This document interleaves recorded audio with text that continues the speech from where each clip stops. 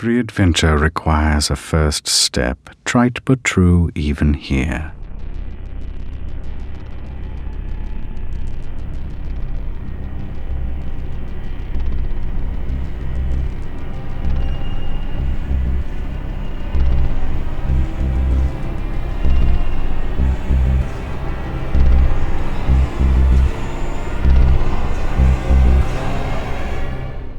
Greetings Internet, and welcome to the Gaming Overlook, where it is my privilege to determine whether or not some games are best left overlooked. So everyone knows what Alice in Wonderland is, right? A book written by Lewis Carroll about a little girl in Victorian times who follows a white rabbit into a fantasy land full of strange weirdness and was later adapted into a famous Disney film. Remember how surreal Wonderland was? How dreamlike it seemed to be? American McGee's Alice takes that dreamlike quality and runs with it, instead asking the question, what if Wonderland was a straight up nightmare? Ladies and gentlemen, today, under our observation, American McGee's Alice. Created by Rogue Studios under the creative direction of former id Software member American McGee, and published by EA as their first rated M video game, Alice is a third-person action-adventure title set 10 years after the books, making Alice 17 years old. During that time, shortly after the events of the original books, a fire of unknown cause burns down Alice's home and kills her parents. The mental shock of the event, paired with an intense case of survival's guilt, causes Alice to retreat into herself, placing her in a catatonic state. Deemed unfit for society, Alice is taken to Rutledge Asylum, where she stays unmoving for a whole 10 years, with only a stuffed rabbit as her only possession. The silence is broken, however, when the white rabbit pulls Alice back into Wonderland, and it is horribly clear that something has gone terribly wrong.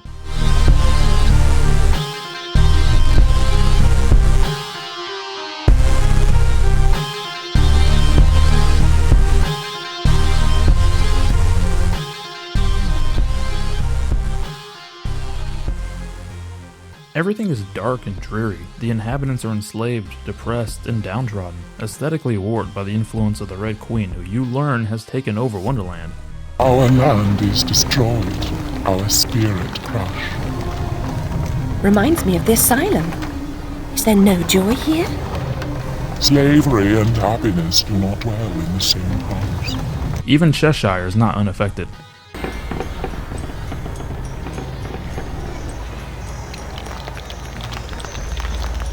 You've gone quite mangy, Cat, but your grin's a comfort. And you've picked up a bit of an attitude, still curious and willing to learn, I hope. Wonderland's become quite strange. How is one to find her way? The story at first would like to make you think that everything is being caused by the sudden rise of the Red Queen, but it soon becomes quickly apparent that Wonderland is in its current form because of Alice's psychological state, and it makes sense. Though this is just a theory, if Wonderland is a direct representation of Alice's incredibly creative mind, so powerful in fact that she can enter her own head via consciousness, it makes sense that Wonderland would reflect that now broken state of her mentality. Alice had been running away from her guilt that she survived the fire for so long. Her negative feelings and emotions slowly warped Wonderland into the nightmarish hellscape that it now is over the course of 10 years. And this journey through Wonderland she is now undertaking is basically the healing process. By combating the physical manifestations of her own guilt, Alice is being forced to confront all the things she was running away from in the most bloody and nightmarish form possible. For the most part, how the story is told is done rather well, though it is a shame to say that while it has this absolutely brilliant psychological undertone, it's presented very bluntly. It's one of those instances where the theming is smart, but the story is simple. It's much like being on a very fun roller coaster. It's fast, intense, and very straightforward.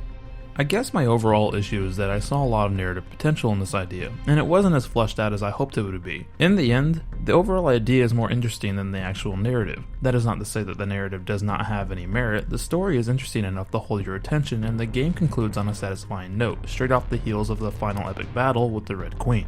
It may sound like I've been spoiling a good bit of the game's story, but truthfully all that I've just said can be figured out, at least in theory, after the introduction cutscene of the game on your own. Also, considering it's Wonderland, come on, you know at least the final boss is either going to be the Red Queen of Hearts or the damn Jabberwocky. Selfish, misbegotten, and unnatural child. You smelled the smoke, but you were in dreamland taking tea with your friends. You couldn't be bothered. Your room was protected and spared. while your family upstairs roasted in an inferno of incredible horror. The idea though wouldn't be anything if the presentation fell flat, and let me tell you, there's no worries there. You can tell some real love and dedication went into this game, especially concerning the textures on the models, which really give them a demented, nightmarish quality about them. Some of the environments are just straight up nightmare fuel, and the game really capitalizes on the whole Wonderland factor, placing you in varied locales that really sell the idea that Wonderland is being twisted and deformed by someone's negative thought processes. The sound design deserves equal praise in regards to the music and in some part the voice acting. The background ambience with its distorted tones and creepy operatic singing just ooze atmosphere. I wouldn't really call any of the tracks particularly memorable, but it does more than a serviceable job setting the mood, and just standing there to take a listen is well worth the time to appreciate what it does for the game.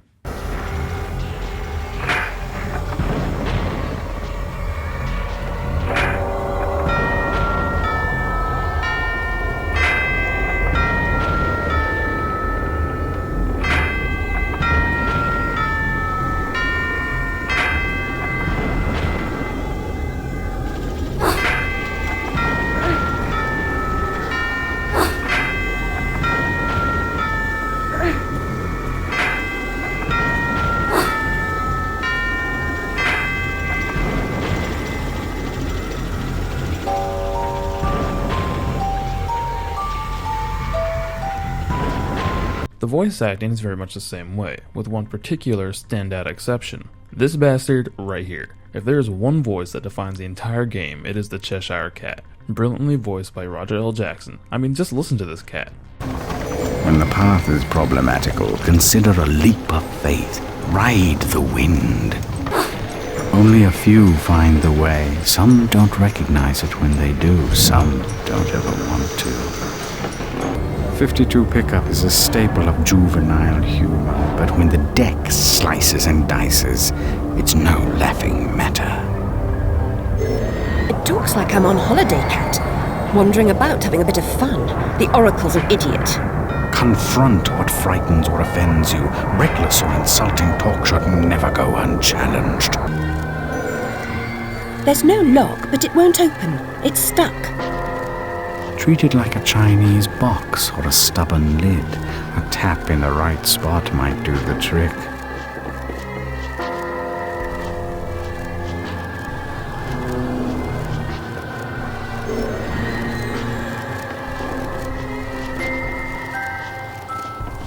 You call that a tap? Fortunate I didn't suggest force. You might have pulverized it. Please say I'm not the only one who thinks that is just an awesome voice for the Cheshire. I would literally play this game alone for the Cheshire Cat, and the best part, he isn't underutilized in the slightest. He follows you around the entire game, spouting out cryptic riddles and sarcastic comments from beginning to end. It's awesome. It's just a shame he doesn't have much use gameplay-wise. In fact, beta footage of the game indicated that the Cheshire Cat was a usable power in which you can summon him to fight for you. But for some reason he was taken out of the final product, and instead relegated to a button you can press to make him appear to say something. It's very much a shame. Everyone else is just sort of there. They do a good job, particularly Alice with her stiff British accent.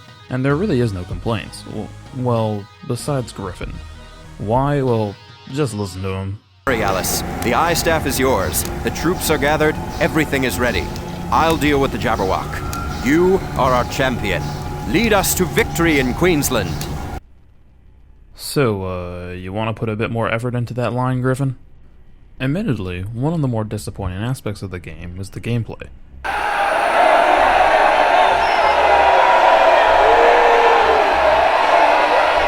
Stop. Now put away your pitchforks and let me explain.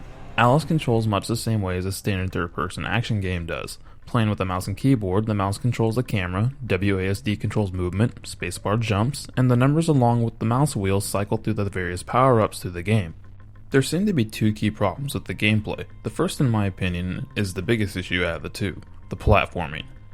Dear God, the platforming. You jump across things about as often as you fight, and while the levels themselves are interesting enough to traverse, the jumping in this game seemed to give quite a bit of issues. The jump itself is just way too floaty, and trust me, that is an issue when you're trying to calculate in your head how far you have to jump from one platform to another. I died more times of platforming than I did to the horde of enemies in the game threw at me.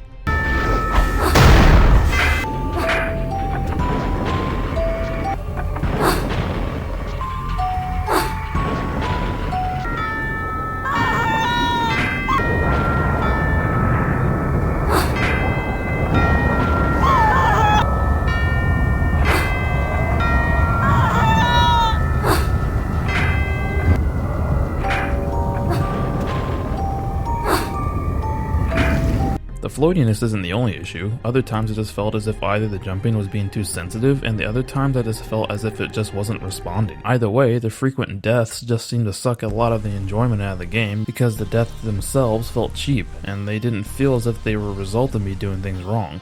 Unbeknownst to me, however, I was doing things wrong. It was only by happenstance while checking out other reviews for the game that I learned that this game has an auto jump feature in which placing the cursor on the intended platform to jump to changes the targeting reticle to a pair of footprints in which you can initiate an auto jump. I went through the entire game completely unaware of this feature until I was told it actually existed, which begs the question on why this feature was not properly communicated to the player. Admittedly though, I can see where someone might make the counter argument that it takes a bit of logic and some paying attention to know that it is there, and I was just too empty-headed to make the connection. Luckily for me, the game features a save system where you can save at any point in time of the game, which is good because once you die, the game generally sends you back to the start of the level. I ended up abusing the save system in order to get past some of the more difficult platforming bits.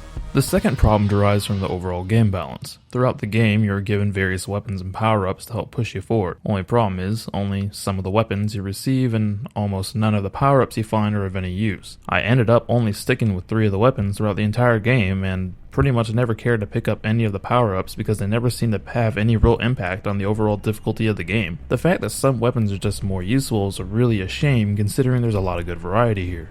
You have a deck of cards that you can throw at enemies, a jack-in-the-box bomb, a pair of dice that can summon enemies to fight for you, a blunderbuss, and many others. Mostly though, I just stuck with my knife that has a very strong default throwing attack, an ice staff that freezes enemies that I pretty much use the entire game, and the Jabberwocky ice staff which you get at the end of the game which shoots a deadly laser followed by a powerful missile blast. Each weapon has a separate secondary function that acts as sort of the weapon's strong attack and drains your strength of will more quickly. Strength of will, which is indicated by the blue bar, can be regained by collecting meta essence. Meta essence is the life force of Wonderland. That of your enemies is especially potent. Collect what you can.